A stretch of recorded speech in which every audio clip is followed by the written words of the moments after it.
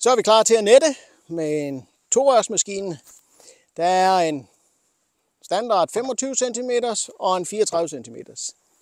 Det er vigtigt at nette træerne så stramt som muligt, altså i så lille en trakt, så lille netdiameter som muligt, så de bliver komprimeret, så er de nemmere at pakke og fylder mindre og faktisk meget bedre beskyttet i forhold til knækkede grene.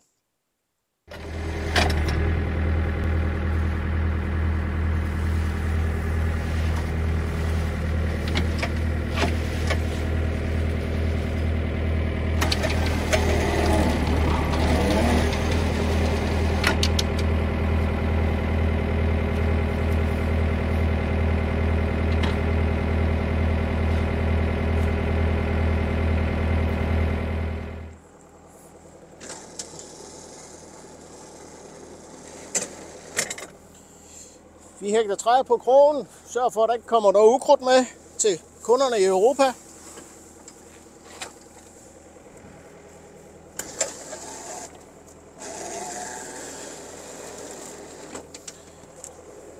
Sørg for at trække i nettet, så det bliver stramt i toppen, så kransene her er lukket sammen.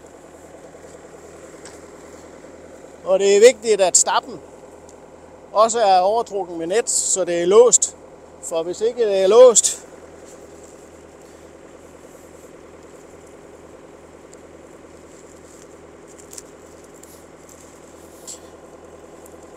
det her det er no-go, fordi så kravler træet stille og roligt ud, når der bliver arbejdet med det.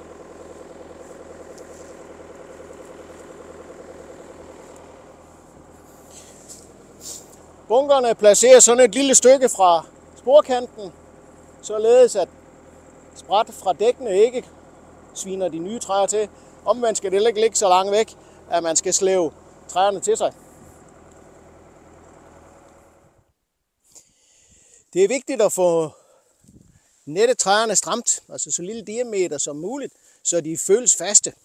De her er nettet i 25, det er meget hårdere. Det skal heller ikke være sådan, at man begynder at få skrabemærker hernede på bundgrenene, for så er det for hårdt.